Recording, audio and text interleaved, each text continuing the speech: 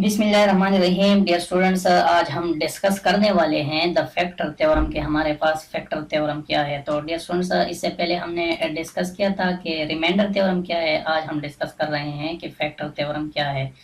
तो dear students, हमें पता है कि रिमाइंडर थ्योरम जो है वो हमें जीरोस ऑफ अ पॉलिनोमियल के बारे में, रिमाइंडर थ्योरम हमें रिमाइंडर के बारे में बताता है कि अगर हमारे पास एक पॉलिनोमियल है और उसको हम किसी बाइनोमियल से डिवाइड कर रहे हैं तो हमें लॉन्ग डिवीजन में जाए बगैर हम उसकी जो है रिमाइंडर को फाइंड कर सकते हैं। और ये हमने पढ़ा था पहले कि हमारे पास अगर कोई भी पॉलिनोमियल है जिसको हम पी ऑफ एक्स कहते हैं तो वो डिवाइजर ऑफ एक्स के बराबर होगा इनटू क्वोशंट ऑफ एक्स के बराबर होगा प्लस रिमाइंडर जो है उसके बराबर होगा। तो डियर स्टूडेंट्स, अगर हमारे पास डिवाइजर मौजूद हैं, सपोज हमारे पास कोई भी बाइनोमियल है जिसको हम x माइनस सी कहते हैं, अगर ये डिवाइजर हमारे पास मौजूद है तो हमें कोई लॉन्ग डिवीजन करने की ज़रूरत नहीं है। अगर हमने रिमाइंडर फाइंड करना है तो हमने इस पॉलिनोमियल में जस्ट यहाँ पे जो वैल्यू है x की वो पुट करनी है और हमारे पास p ऑफ c आ जाएगा। तो डियर स्टूडेंट्स, इस केस में अगर हम ये हमारे पास अगर p ऑफ x के बजाय f ऑफ x है, यानी कोई भी फंक्शन है जिसको हम इस तरह divisor of x into quotient of x plus remainder of x इस तरह लिख सकते हैं। या अगर हमारे पास इस तरह हम अगर इसको लिख दे कि अगर हमारे पास कोई भी फंक्शन हो, इस वक्त मैं रिमाइंडर थ्योरम की बात कर रहा हूँ, फैक्टर थ्योरम की बात नहीं कर रहा, अभी उसको हम डिस्कस करेंगे फैक्टर थ्योरम की।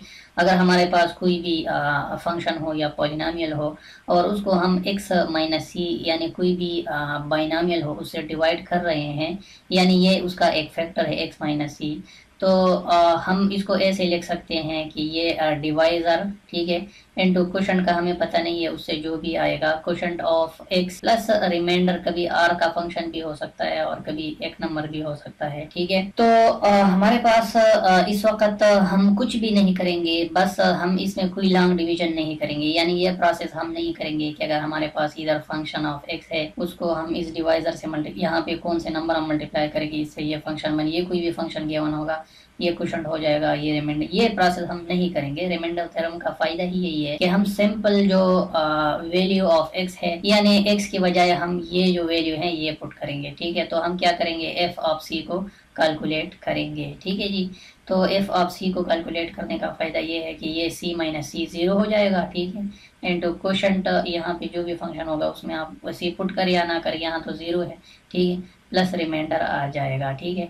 तो डियर स्टूडेंट्स, यानी आपने देख लिया कि रिमाइंडर थ्योरम का फायदा क्या हुआ, आपने जस्ट यहाँ पे जो वैल्यू थी वो आपने पुट कर दी पूरी की पूरी फंक्शन में और आपके पास रिमाइंडर आ गया। ये तो जनरल हमने किया, लेकिन इससे पहले हमने इस पे काफ़ी सारे एग्जाम्पल्स कर लिए हैं और हमें पता है कि रिमाइंडर जो है वो हम कैसे कैलकुलेट करेंगे without going into long polynomial division, यानी पॉलिनोमियल डिवीजन में या सिंथेटिक डिवीजन में जाए बगैर हम इसको कैसे रिमाइंडर को कैलकुलेट कर सकते हैं। अब हम फैक्टर थ्योरम डिस्कस कर रहे हैं। तो डियर स्टूडेंट्स, फैक्टर थ्योरम जो है वो हमें क्या बताता है, वो हमें एक ही दोनों फैक्टर थ्योरम और रिमाइंडर थ्योरम तकरीबन सिमिलर चीज़ें हैं, लेकिन फैक्टर थ्योरम हमें ये बताता है कि अगर आपके पास रिमाइंडर जीरो आ जाए तो जो बाइनोमियल जिससे आप उसको डिवाइड कर रहे हैं वो आपके पास एक फैक्टर है, ठीक है जी। यानी हम इस तरह कह सकते हैं कि अगर हमारे पास 20 है, 20 को अगर हम 2 से डिवाइड कर रहे हैं, यानी हम इस तरह कर रहे हैं 2 से इसको डिवाइड कर रहे हैं, तो यहाँ पे हमारे पास रिमाइंडर जीरो आ रहा है। तो रिमाइंडर जीरो का मतलब है कि 2 एज अ फैक्टर ऑफ 20, 2 हमारे पास 20 का फैक्टर है, ठीक है जी। तो इसी तरह पॉलिनोमियल में भी हमारे पास ट्रू है कि अगर आपके पास x के आप कोई ऐसी वैल्यू फंक्शन में पुट कर दे तो उससे अगर वो रिमाइंडर जीरो आ जाए तो इसका मतलब है कि वो उसका जीरो है, ठीक है जी।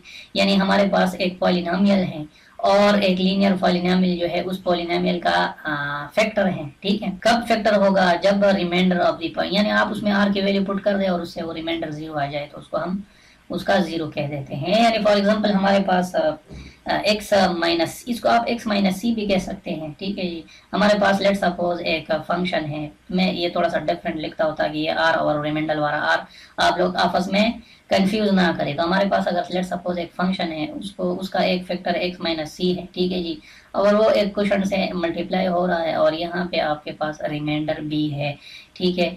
तो डियर स्टूडेंट्स, फैक्टर थ्योरम हमें क्या कहता है, वो कहता है कि रिमाइंडर अगर आपके पास जीरो आ रहा है, इस अब इसमें अगर मैं क्या पुट कर लूं, अगर मैं अगर इसमें मैं जो है वो कोई ऐसी वैल्यू सी की पुट कर दूं जिससे ये पूरा का पूरा फंक्शन जो है वो जीरो हो जाए, तो मैं कह सकता हूँ कि एक्स माइनस सी जो है ये एक फैक्टर है। मैं क्या कह सकता हूँ कि एक्स माइनस सी हमारे पास एक फैक्टर होगा। जैसे फॉर एग्जांपल हमारे पास एक पॉलिनोमियल है x square minus 3x minus 4, और हमसे कोई कहे कि आप एफ ऑफ 4 फाइंड कर ले, यानी इस फंक्शन में 4 की वैल्यू पुट कर ले, ठीक है। एफ ऑफ एक्स है ये, इसमें 4 की वैल्यू पुट कर ले, तो 4 की वैल्यू पुट करने से माइनस 3 इंटू 4 माइनस 4, ठीक है, ये जीरो आ जाएगा। तो हम कहेंगे कि जिस तरह हमने x माइनस सी एक फैक्टर पढ़ा था, तो हम कहेंगे कि इस वक्त x माइनस 4 हमारे पास फैक्टर ऑफ x इस पॉलिनोमियल है, ठीक है।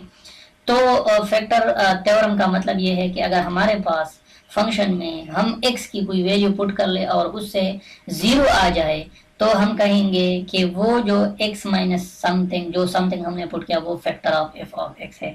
या इसको हम ऐसे भी कह सकते हैं कि अगर आपके पास x माइनस सी एक फैक्टर है, अगर आपके पास x माइनस सी एक फैक्टर है, तो फंक्शन में अगर आप ये वैल्यू पुट कर ले तो उससे जीरो आ जाएगा। तो ये सारा रिमाइंडर जो है हमें बताता है, ठीक है। और ये क्यों, ये वो व्हाई इट इज यूजफुल, ठीक है। अगर आपको पता है कि x माइनस सी जो है फैक्टर है, तो आपको ये भी पता हो सकता है कि सी जो है वो रूट है, और वाइस वर्सा। अगर आपको पता है कि कोई चीज जो है वो रूट है, तो आप फैक्टर भी फाइंड कर सकते हैं। जैसे फॉर एग्जांपल इसमें हमने इधर हमने x square minus 4x minus 4, अगर आपको पता है कि x माइनस 4, इस वक्त हमें पता चल गया कि x माइनस 4 एक फैक्टर है, तो हमें ये भी पता है कि x इज इक्वल टू 4 एक जीरो है या एक रूट है या सोल्यूशन सेट है, ठीक है ना।